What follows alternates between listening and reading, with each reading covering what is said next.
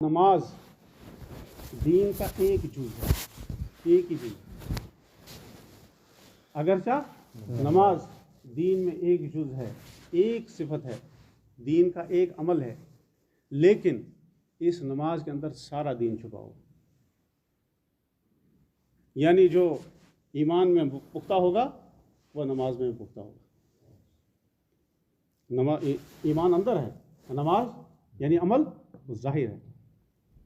ये सच बोल रहा है। क्यों बोल रहा है? असल में अंदर से ईमान इसको सच बुलवा रहा है। ये नमाज पढ़ रहा है, नमाज पढ़ नहीं रहा है बल्कि नमाज कायम कर रहा है। ये नमाज के जरिए से अपने मसले को हल करता है, नमाज के जरिए से। ये नमाज क्या है? ये नमाज उसके लिए जो है आखिरत से के खजाने को लूटने का एक बहुत बड़ा जरिया। हज़रात सहाबा उस वक्त खुश हुए, जश्न मनाया जब नमाज को हुक्म आया। जब नमाज को हुक्म आया, नमाज 5 वक्त तुम पे फर्ज कर दी गई है, जश्न हुक्म। हुक्मों को पूरा करने वाला ये होगा। जब हुक्म पूरा होंगे तो क्या होगा? अल्लाह तबारक से मदद, उसकी रहमत, उसकी मगफिरत, उसकी तवज्जो ये इस बंदे के साथ होगी। यूं नहीं फरमाया कि ईमान की मजबूत होने की 4 अलामतें, और उसके बाद उन 4 अलामतों में पहली चीज़ तुम्हें जो मिलेगी, नियामतें जो मिलेंगी, अलामतें जो तुम्हें मिलेंगी जिससे तुम ज़ाहिर हो, जब ईमान में पुख्ता हो, वो क्या है? दिल का सुकून मिलेगा, चैन मिलेगा, करार मिलेगा, चाहे कुछ हो या ना हो, खुश। कभी गमगीन नहीं देखोगे उस ईमान वाले। हाँ, गमगीन देखोगे तो ये ईमान मेरी जिंदगी और कैसे आए, और कैसे आए, और कैसे आए, और मेरा भाई भी दीन में कैसे आए, कैसे आए, इसी फिक्र में अपनी जिंदगी लगाओ। ये जो दूसरे भाई की फिक्र का करना, ये उम्मत का खासा है। ये हुजूर सल्लल्लाहु अलैहि वसल्लम की उम्मत का खुसूसी एक वो जो है इनाम है। इसलिए फरमाया इस उम्मत को मुंतखब किया गया इसी काम के लिए कि तुम अपनी फिक्र तो करोगे ही करोगे, तुम ईमान में मजबूत तो रहोगे ही रहोगे, लेकिन दूसरे को भी आप चैन से बैठने नहीं दो। शिरक देखो तो एकदम बताओ ये क्या कर रहा है, कुफ्र देखो तो ये क्या कर रहा है, गुमराही देखो तो ये क्या कर रहा है, ये गुमराही रास्ता, ये क्या कर रहा है।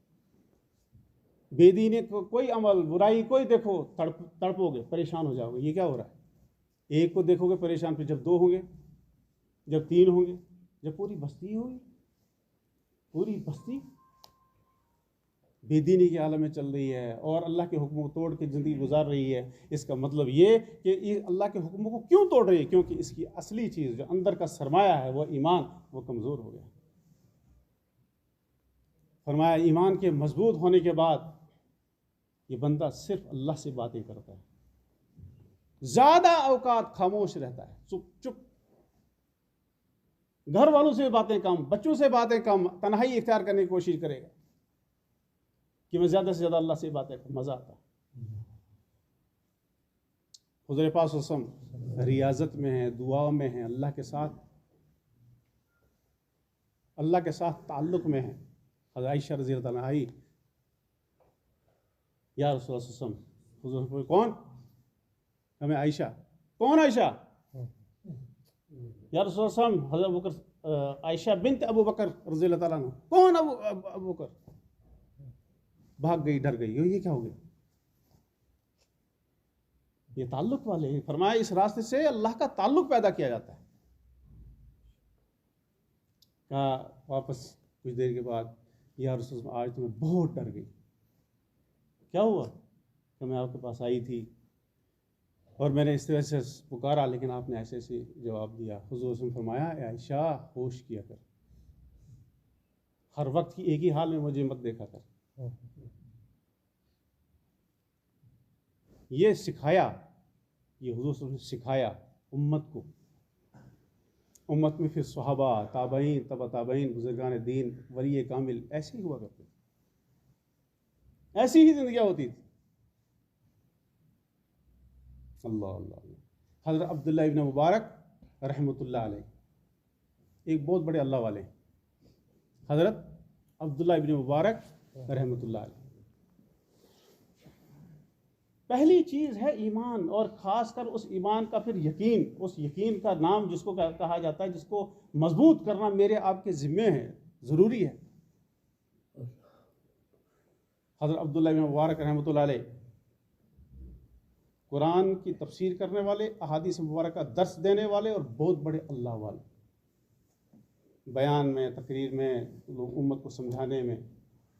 अच्छा, इसी में सारी ज़िंदगी गुजर रही है, लेकिन फिर भी 6 महीने दर्स से हदीस देते थे और 6 महीने राह खुदा में निकल जाते थे। क्यों निकल जाते थे? कि अल्लाह का ताल्लुक़ नसीब हो जाए, वो अल्लाह को अल्लाह के रास्ते में निकल कर, अल्लाह के रास्ते में कुर्बानियाँ दे देकर वो ताल्लुक़ वहाँ पैदा होता है। निकले अल्लाह के रास्ते में, 6 महीने लगा के वापस आए, अगले साल फिर 6 महीने लगा के आए, अगले साल पूरी ज़िंदगी ऐसे गुजारी। और ये कोई कहानी नहीं है, बल्कि आप अपने असलाफ, इनको बड़े असलाफ हैं, उनकी कहानी पढ़ें, उनकी ज़िंदगी मुबारक, सीरत मुबारक पढ़ें, इंसान हैरान हो जाता है। वाकई अल्लाह वाले। हुज़ूर पाक सल्लल्लाहु अलैहि वसल्लम ने जिसकी खबर दी उस पर पूरा यकीन करके अपनी ज़िंदगी में लाने वाले। हज़रत इमाम गज़ाली रहमतुल्लाह अलैह 25 साल इल्म दीन हासिल किया। कितनी देर? 25 साल। और फिर 9 महीने, 25 साल और फिर 9 साल अल्लाह के रास्ते में निकल गए, जंगलों में फिरे, बस्ती इलाकों में चले गए। वापस आके जो मजमा, पहले भी बयान उनका था, पहले भी कुरान और हदीस की रोशनी में बात थी, लेकिन जो असर था, जो नूर था, वो जाहिर नहीं होता। जब वापस आए 9 साल के बाद, फिर जो दर्स दिया है, फिर जो दीन की बात कही है, बेहोश हो गई, दिल पे टकराती थी बात। ये असलाफ बड़ों की बात है। हज़रत अब्दुल्ला इब्न मुबारक रहमतुल्लाह अलैह 6 महीने में जो गर्दा जमा होता था उसको जमा करते थे, फिर अगले साल जो जमा होता फिर उसको, ये गर्दा उसको जमा करते थे। करते करते करते जब मौत का वक्त करीब आया, उस वक्त तक इतनी ईंट बन गई थी उस गर्दे की। 90,000 एक वक्त में 90,000 कम से कम तलबा उनकी जो है दर्स में होते। उनने जो किताबें लिखी है, उनके जो कलम बने हैं, कलम जो इस्तेमाल करते, उस कलम के जो तराशे होते थे, उस वक्त के तराशे, हर पुराने जो है कलम इस्तेमाल करते थे, उस तराशे को जमा किया था।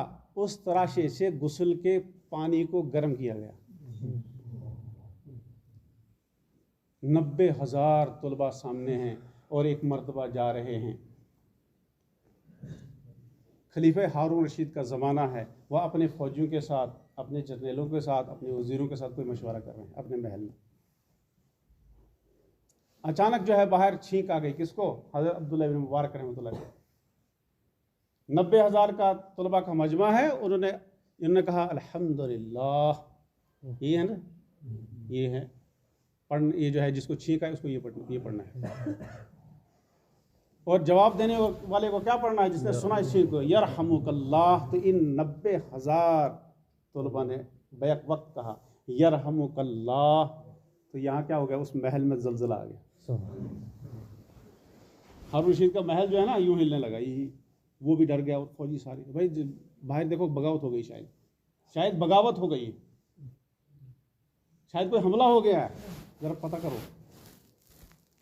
बाहर निकले, पता क्या नहीं, हज़रत अब्दुल्ला इब्न मुबारक रहमतुल्लाह अलैह को एक छींक आई थी, उसका जवाब 90,000 तलबा ने दिया। क्या हंसते थे, क्या दर्स दे के गए पूरी दुनिया को। ये हुजूर सल्लल्लाहु अलैहि वसल्लम की उम्मत हो, तुम्हें खाली अपनी फिक्र नहीं करनी, तुम्हें अपने ईमान के बारे में नहीं सोचना, बल्कि दूसरों के बारे में फिक्रमंद भी होना। ये जो दूसरों के बारे में बात करना, फिक्र करना, कोशिश करना, मुजाहिदे करना, ये है वो बुनियाद जिस बुनियाद पर नबियों के बाद ये उम्मत में और आप जन्नत से पहले जाएंगे।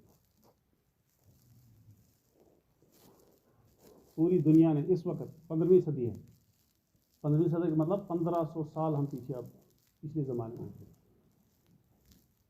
हुज़ूर पाक सल्लल्लाहु अलैहि वसल्लम के ज़माने मुबारक के बाद जिसको फरमाया, ये जो है कुरून उला, सबसे बेहतरीन ज़माना। हज़रत हुज़ैफा रज़ी अल्लाह ने पूछा, या रसूल सल्लल्लाहु, ये जो इतना खूबसूरत ज़माना है, ये बेहतरीन ज़माना है जिसको कुरून उला कहा जाता है, इसके बाद कोई बुराई वाला ज़माना आएगा? हुज़ूर ने फरमाया, हाँ बिल्कुल आएगा, बिल्कुल इसके बाद भी बुराई आएगी। या रसूल उसके बाद फिर भलाई आएगी? हाँ बिल्कुल आएगी। या रसूल उसके बाद फिर बुराई आएगी? हाँ बिल्कुल आएगी। क्यों? ये आएगी जाएगी क्या मतलब? मेहनत करेगी उम्मत तो खैर आएगी, अच्छाइयाँ आएंगी, और मेहनत को छोड़ देगी तो फिर बुराइयाँ आम हो जाएगी। हुजूर ने फरमाया हुज़ैफा क्या जो अच्छाई उसके बाद आएगी, उसके बाद फिर बुराई आएगी? हाँ बुराई आएगी। या रसूल फिर अच्छाई आ सकती है? फिर हाँ आएगी, लेकिन दिल ऐसे नहीं होंगे। दिल वैसे नहीं होंगे। हज़रत उमर रज़ियल्लाहु ताला अन्हु का ज़माना मुबारक, हर जगह अमन। हज़रत उमर रज़ियल्लाहु तीसरे खलीफा, हर जगह अमन, किसी की जरूरत नहीं किसी का माल गबन करने की, कोई जुल्म करने की, कोई नाइंसाफ़ी करने की, किसी की जरूरत नहीं। हत्ता के मुनाफिक, हत्ता के काफिर वो भी मौजूद थे ही नहीं थे? थे बिल्कुल। मुनाफिक मौजूद थे, काफिर मौजूद थे, लेकिन किसी को कोई पता नहीं चलता था काफिर कौन, मुनाफिक कौन और खुद ईमान वाले कौन। लेकिन एक ज़माना फिर उथल पथल का आया, कोई बेदीनियाँ आम होने लगी, कोई बुराइयाँ आम होने लगी, यहाँ तक कि हज़रत उमर बिन अब्दुल अजीज़ रहमतुल्लाह अलैह का ज़माना है। उनको कहा जाता है उम्र सानी। किस एतबार से? और था कितना? सिर्फ 2.5 साल का ज़माना।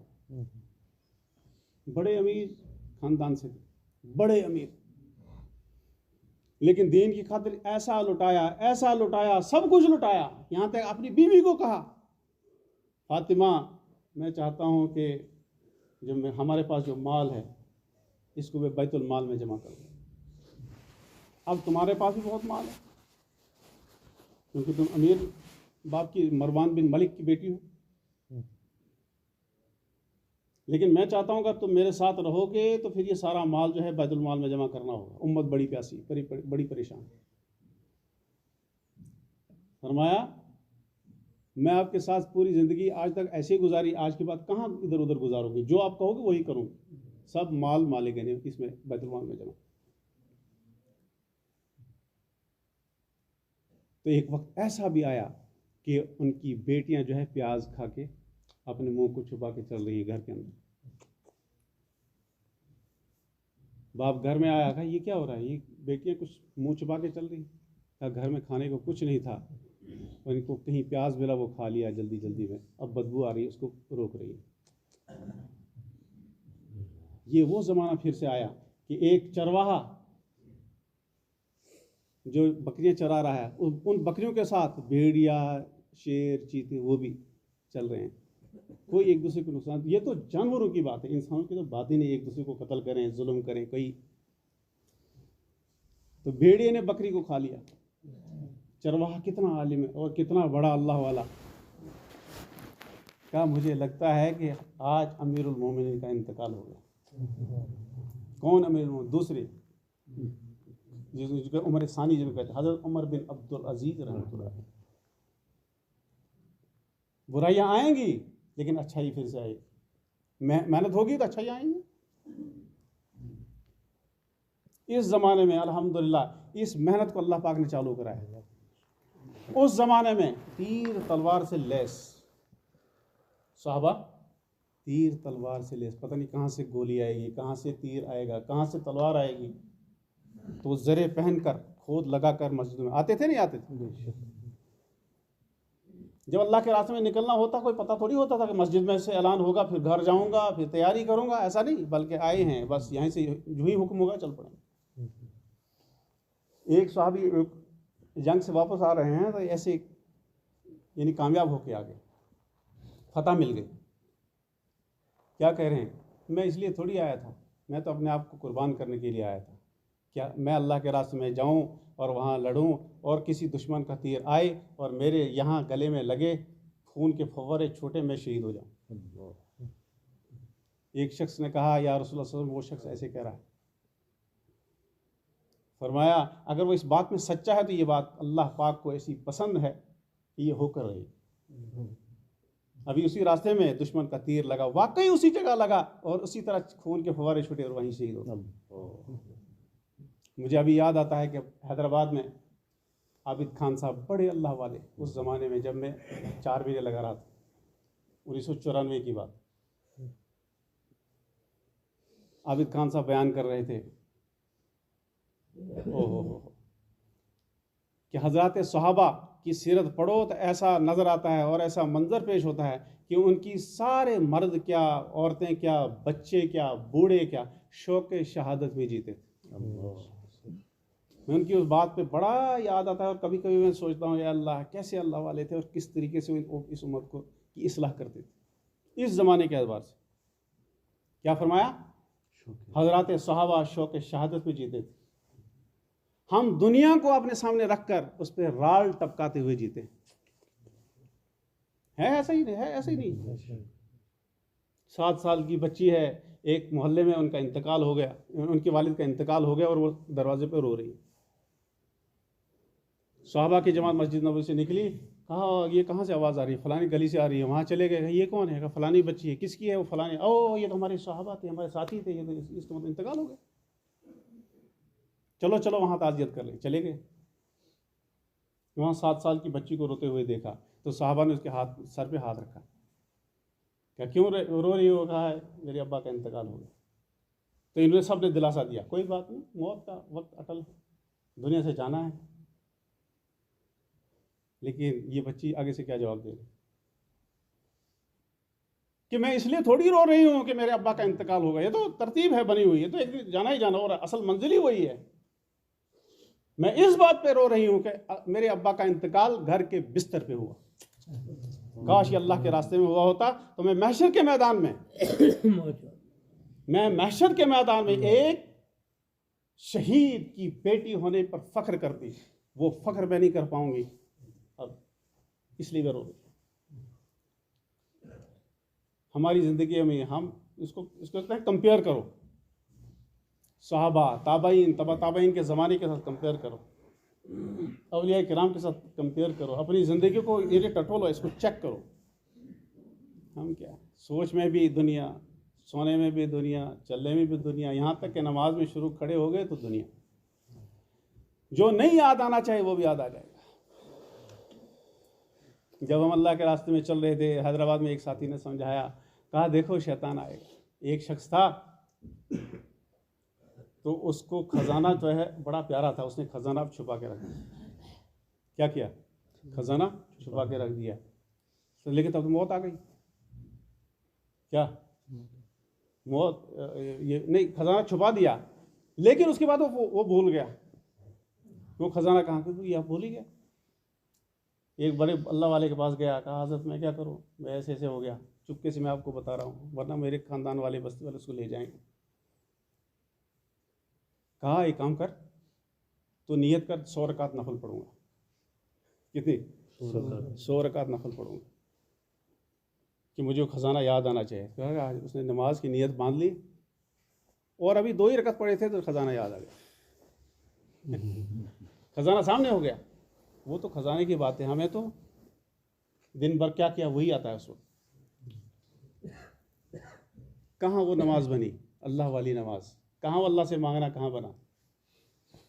इतनी जल्दी हम सबको, इतनी जल्दी। ये तो वो है वो मजमू जो थोड़ा बहुत वक्त लगा के आया है, अल्हम्दुलिल्लाह, थोड़ा सा इस मेहनत को देख के आया कि इस मेहनत को कैसे किया जाता है, इस मेहनत से क्या फ़ायदा मिलता है, ये तो वो है। लेकिन जो आम मजमू है बाहर, जो आम उम्मत है बाहर, जिसको इसके साथ कोई लेना देना नहीं है और जिसको नमाज के साथ कोई लेना देना नहीं। हम बनिहाल में एक जगह गई बस्ती में मुलाकात के लिए, वहाँ 2 लड़के ऐसे ऐसे जो मुलाकात कर रहे थे, गश्त करते, ये पिछले जब हम गए थे यहाँ पे दिसंबर की बात, एक मोहल्ले में। तो एक शख्स, मैंने उनको बात बताई तो आंखें ऐसे झूम रही है। बाद में एक साथ वो जो साथी गश्त करवा रहा था, क्या रहा, क्या बताएं क्यों, क्या हुआ?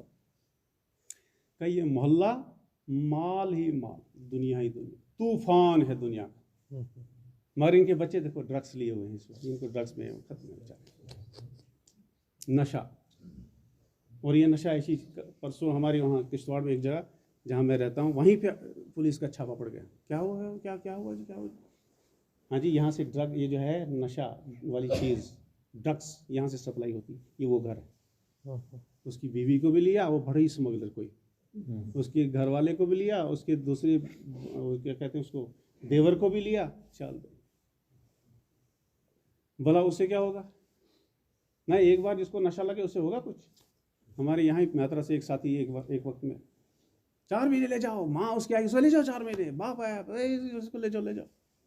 अब हमें क्या मालूम, उस जमाने में पता ही नहीं था। 4 महीने के ले लिया, लेकिन आया वो चिल्ले के बाद ही बात। तो फिर मगर पड़ गई है मेरे यहाँ, नहीं अब बस ज़रा थोड़ा सा काम, फिर जाऊँगा। ये बड़ा समझाया। अब हमें पता नहीं था कि क्या चक्कर है। उस ज़माने में कोई पता नहीं, उस ज़माने में इतना था ही नहीं। बाद में पता चला वो नशे का आदी है, वहाँ नशा मिलता ही नहीं है, इसलिए मैं मारा गया, मैं नहीं जा सकता। आज तक मुझे नज़र भी नहीं आया वो, नज़र ही नहीं आया। कहीं यहाँ पे आता जाता हूँ कभी भी नहीं नज़र आया वो। हमारे यहाँ से एक साथी ने वक्त लगाया, एक साथी सेट बॉडी चिल्ला लगा के, और क्या जज्बात माशाल्लाह। फिर किस ज़माने के बाद किश्तवाड़ से वापस एक दिन देखा है, ये क्या हुआ, क्या इसने भी खुद को भी अपने भाई को, वो उधर झाड़ी में पड़े रहते हैं ड्रग्स ले। आखिर बातिल ने तो यहाँ तक पहुँचा। ये तो बाहर वाली दुनिया है, मैं अंदर की बात कर रहा हूँ। अंदर हमने क्या इसका हक अदा है। हालात तो हमें देखना नहीं है, क्योंकि हालात तो मेरे और आपके अमाल की वजह से बिगड़ेंगे। ईमान वाला अपने ईमान पे होगा, इसकी मेहनत में होगा, इसकी मश्क में होगा। अभी ईमान की मश्क हमने शुरू ही नहीं की है। 4 महीने इस काम की इब्तिदा के फरमाए, 4 महीने लगाओ, ईमान की शुरुआत है, ईमान की मेहनत की शुरुआत है, दावत के काम की शुरुआत। अलिफ बा ता, ये काम जो है यहाँ से शुरू होगा। 4 महीने पहले लगाओ, पहले ये समझो है क्या, ये मेहनत है क्या। हम हुजूर पाक सल्लल्लाहु अलैहि वसल्लम की उम्मती हैं। एक साथी अपने गांव में हम मशवरा कर रहे हैं, यहाँ जब मेरी ड्यूटी अपने हाला में थी, एक साथी बस नमाज में बड़ी ज़बरदस्त पढ़े माशाल्लाह, मगर वो इसको कुछ नहीं लेना देना आता पता ये मशवरा क्या चीज़ है, तालीम क्या चीज़ है, ये जो दीन की बातें होती हैं 3 दिन है, 10 दिन, 4 महीने, ये क्या कह रहे हैं, ये कोई आता पता इससे। तो वहाँ साथी हमें आप सबसे मुजाहिर, मैं ये पिछली उम्मत में से कोई भूल के यहाँ आया हुआ, पिछली उम्मत ही है कोई, ये सिर्फ खाली बात की बात कोई लेना देना। जबकि ये उम्मत तो, मैं और आप तो दीन की बात को समझाने के लिए दर दर की ठोकरें खाने वाला है। मैं अर्ज कर रहा था पहली वो बात कि ज़िरे पहन कर जाते थे, खोद पहन कर जाते, तीर तलवार से लैस मस्जिद में सुहाबा जाते कि उसके आगे निकल गए तो कोई पता नहीं फिर कहाँ चले गए। क्यों घर वालों को पूछा हुआ कब आएंगे, कोई पता नहीं। इसलिए फरमाया कि सहाबा वहाँ चले जाते थे जहाँ उनको हुक्म होता था, फिर वहाँ या तो दीन जिंदा करके आते थे या अपनी कब्रें वहीं बना कर आते थे। लेकिन उस ज़माने के एतबार से आज हम हर एतबार से कमज़ोर हैं, इल्म में, अमल में, अकल में, सेहत में, बॉडी में, जसामत में, कुछ करने में कमज़ोर हैं या नहीं है। जहाँ खैबर का वो दर्रा जिसमें यहूदी छुपे होते थे और खैबर का वो बहुत चारों तरफ एक किला था, उसका जो दरवाज़ा जो है गिराया तो हज़रत अली रज़ी अल्लाह के एक इसके झटके से उसको गिरा दिया, और गिरने के बाद 40 लोगों ने, उस ज़माने के लोगों ने उठाया। वो कितना बड़ा दरवाज़ा था और गिराने वाला कौन था, यानी जसामत, ताकत इतनी। हज़रत अब्बास रज़ी अल्लाह अन्हु हुज़ूर पाक के चाचा, एक जंग के मौके पर सहाबा आगे चले गए तो कोई बात बतानी थी, अब वो बहुत दूर चले गए तो हज़रत अब्बास फरमाया आप आवाज़ दो, उनको वापस बुलाओ।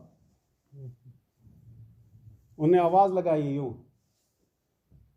तो 3 फरसक आवाज़ चली गई। कितनी? 3 फरसक होता है 9 मील।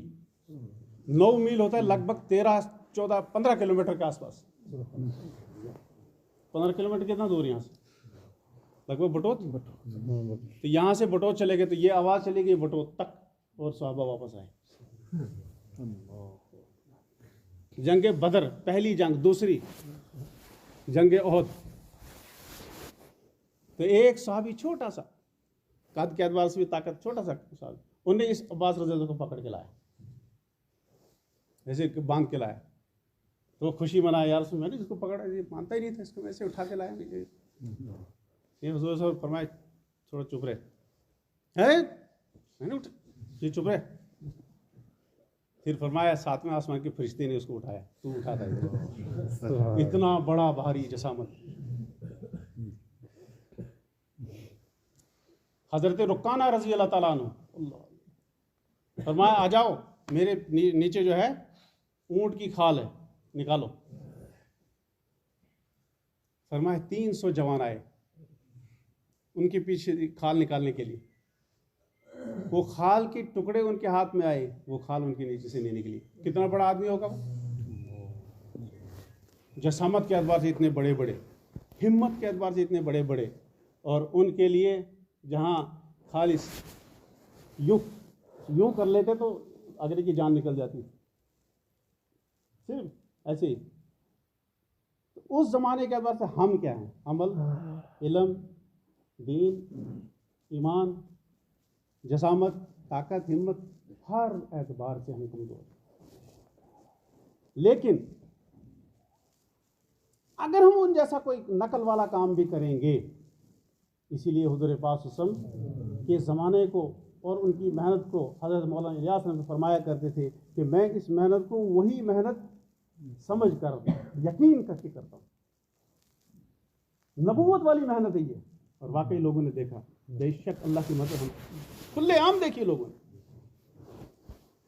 40 साल तक चिल्ला लगाया किया करते थे बड़े हमारे अकाबिर हजरात, 40 साल तक, 30 साल तक, 20 साल तक, 40 महीने तक, दिनों तक, फिर जाके कहीं हुजूर पास की ज़ियारत होती थी। यहाँ तो यूं ऊँग आती है ना, ज़ियारत हो जाती है, 3 दिन की तो बात ही नहीं। मुझे अभी याद है कि डोडा मस्जिद में, जामा मस्जिद में बयान हो रहा है, और शाह साहब थे सोपुर वाले, एक आंख से नाबीना। मैं शुरू में उस जमाने वली मोहम्मद शाह साहब, मैं भी डोडा में हूँ, वो बयान कर रहे हैं, तो बयान अभी क्या कर रहे हैं, वो रो रहे हैं। क्या इस काम की हिफाजत अपने जो है बालिग बच्ची, बालिग लड़की, कैसे कंवारी लड़की जो कहते हैं, उसकी हिफाजत कैसे करते हो, वैसे इस काम की हिफाजत करो, इसको मजाक न बनाओ। बड़ी दुनिया आती है, बस सुनती है तकरीर, हाँ क्या मजाक है, बस काम, इसको काम पहले समझो तो सही, इसके लिए निकलो तो सही, कुछ कुर्बानियां लगाओ, काम करो, काम हम भी करेंगे इंशाअल्लाह। तो उस ज़माने के एतबार से इस ज़माने का, मेरा और आपका, ये बिस्तरा उठाना, ये घर के ठोकरें खाना, कड़वी कसेली का सहना, ये क्या है, ये बराबर उस, और ये कोई ऐसे नहीं, बल्कि पढ़ो हयात सहाबा, उसमें दर्ज है बाज़ाब्ता, मैंने खुद पढ़ा। उस ज़माने के 50 सहाबा के बकदर, क्या 50 सहाबा के बकदर तुम्हें अजर मिलेगा, करो तो सही। और 10 सहाबा के बकदर, एक सहाबी क्या है जिसके बराबर कोई वली पूरी दुनिया के इकट्ठा कर लो, नहीं हो सकता, मुकाबला नहीं हो सकता। तो एक सहाबी का इतना बड़ा दर्जा, फरमाया 10 सहाबा के बकदर तुम्हारी मदद की जाएगी। करके तो देखो। कश्मीर में एक मरतबा, सिर्फ कश्मीर में एक मरतबा एक शादी पे गए हम, तो एक इंजीनियर बेचारा बहुत बड़ा अल्लाह वाला नौजवान, तो हमें ऐसे ही मिल गए, तो हम दोनों बस साथ में चलते रहे रंगर बशीद, और वहाँ पे तो एक शादी में गए, वहाँ पुराने बुढ़े रिटायर डीसी और पता नहीं कौन ते घोटा लगा के सब बैठे पुराने बुढ़े, और बातें क्या कर रहे हैं, सोसी डीसी सोचते था, सोसी मंत्रियों से ना सोच। हम दोनों दूर साइड में बैठे, मैं कहा हजरत ये इतने सारे क्या कर रहे हैं, ये क्या बातें हो रही हैं, ये क्या है, ये कश्मीर में एक इनकलाब कब आएगा। तो हजरत फरमाने लगे, इंजीनियर साहब, कहा मैं खुदा की कसम इस यकीन के साथ चल रहा हूँ, और खुदा की कसम मैं ये कहता हूँ, अगर ये मेरी कश्मीरी कौम एक मरतबा सिर्फ खाली दाढ़ी रख ले, ये आज़ाद हो जाएगी। लेकिन इस उम्मत का कौन संभाले, कौन बताए, किसी को समझ नहीं आती। क्यों? वो मेहनत ही जिंदगी से निकल गई। वो मेहनत क्या है? ईमान को मजबूत करो, अमाल खुद ब खुद जानदार हो जाएंगे। इसकी मश्क में लगो, चलोगे तो अल्लाह तबारक तआला तुम्हारे अपने ईमान को मजबूत करेंगे, और दूसरे तक बात पहुंचती चली जाएगी, और वो हक अदा होता चला जाएगा कि तुम खैर उम्मतिन उखरिजत लिन्नास, तुम बेहतरीन उम्मत हो, तुम्हें निकाला ही गया है इसी काम के लिए। नियत कौन कौन करता है कि इंशाल्लाह मैं करूँगा, हम सब करेंगे इंशाल्लाह। 4-4 महीने के लिए, 40-40 दिन के लिए तकाज़ों पे चलेंगे इंशाल्लाह। जब तक नहीं निकल पाए तब तक अंदर से कुड़न हो, दर्द हो, तब निकलो। नकद कोई है ऐसा जो कहे कि इंशाल्लाह मैं नकद 4 महीने के निकल जाऊँ?